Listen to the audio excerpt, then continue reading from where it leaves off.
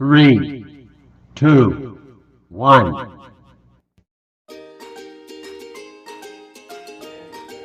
Halo, perkenalkan nama aku Nuril Maulani dengan NPM 2121511009 dari jurusan Pendidikan Matematika Universitas Siliwangi Angkatan 2021. Video ini dibuat untuk memenuhi salah satu tugas dari mata kuliah Pengelolaan Pendidikan yang diampu oleh Bapak Deddy Nurjamil, Doktorandes Magister Pendidikan. Oke, kita langsung masuk ke soalnya aja. Di sini ada soal yaitu berdasarkan catatan bendahara perusahaan, penerimaan total perusahaan dapat diformulakan dengan P sama dengan 20 ditambah 200Q dikurangi 2Q kuadrat dengan P merupakan penerimaan total dalam puluhan ribu rupiah dan Q merupakan banyaknya barang yang diproduksi. Nah, di sini yang ditanyakannya ada 3 poin. Yang pertama itu berapa unit barang yang diproduksi agar diperoleh penerimaan total maksimum. Yang kedua, berapakah besar total penerimaan maksimum yang diperoleh? Dan yang terakhir, yaitu sketsa grafik penerimaan total perusahaan. Nah, kita langsung masuk ke pembahasan. Di sini langkah yang pertama yaitu kita harus memahami masalah dari yang ada di soal, dimana dalam soal tadi diketahui bahwa fungsi P sama dengan 20 ditambah 200Q dikurangi 2Q kuadrat yang merupakan penerimaan total.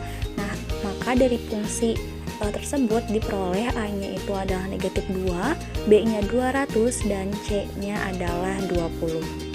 Adapun yang ditanyakan yaitu untuk poin yang A mengenai X maksimumnya, kemudian yang B-nya ya maksimumnya, dan yang C-nya itu mengenai grafiknya.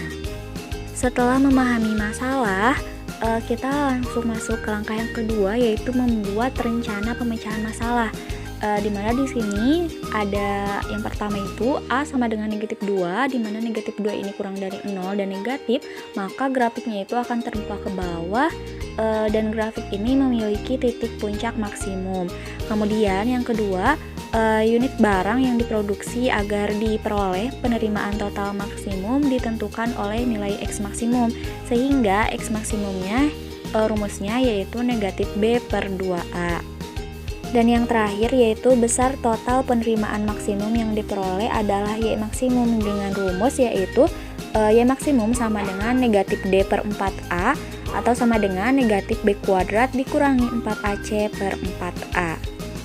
Lalu langkah selanjutnya, langkah yang ketiga kita membuat perhitungan, dimana yang pertama itu kita menghitung X maksimumnya dulu. Nah, tadi kan rumusnya itu adalah negatif B per 2A, dimana B-nya itu tadi sudah diketahui 200 dan A-nya itu negatif 2. Jadi kita substitusikan, maka menjadi negatif 200 dibagi 2 dikali negatif 2 diperoleh negatif 200 dibagi negatif 4 sama dengan 50 unit.